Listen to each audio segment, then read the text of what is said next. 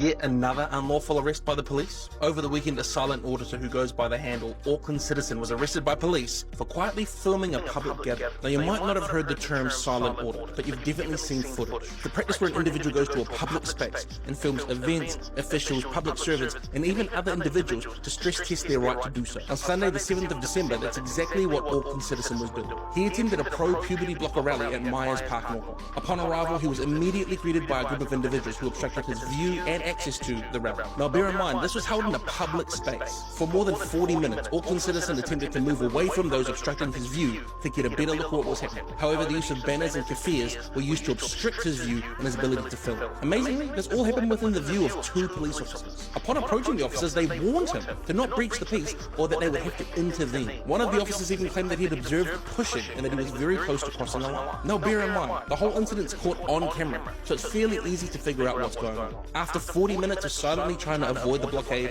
Auckland Citizen finally broke free, only to be swarmed by another activist in a mask and a high-vis vest. What followed was pushing and shoving from all directions before eventually being tackled by police. He was then arrested and then led away, being told that he had just committed assault and had breached the peace. This Friday he stands before the court, and given that the incident only happened on Sunday, you have to admit, it's a pretty quick hearing. Watching the film, I couldn't help but remember the events of Albert Park, where old women were punched and free speech was silenced, all while police watched. And earlier this year, the IPCA released a report all about how the police weren't policing protest well. What was the police's response to that report? They claimed they needed more power because they didn't have clarity around operational and legislative direction. Auckland Citizen is just the latest victim in a long line of police misconduct when it comes to public protests. And with our police favouring mobs over individual freedom, we have to ask, have we lost sight of justice in this country? We're standing with Auckland Citizen, and we need your help to do so. So click the link in our comments and help us stand against police misconduct and for individual freedom.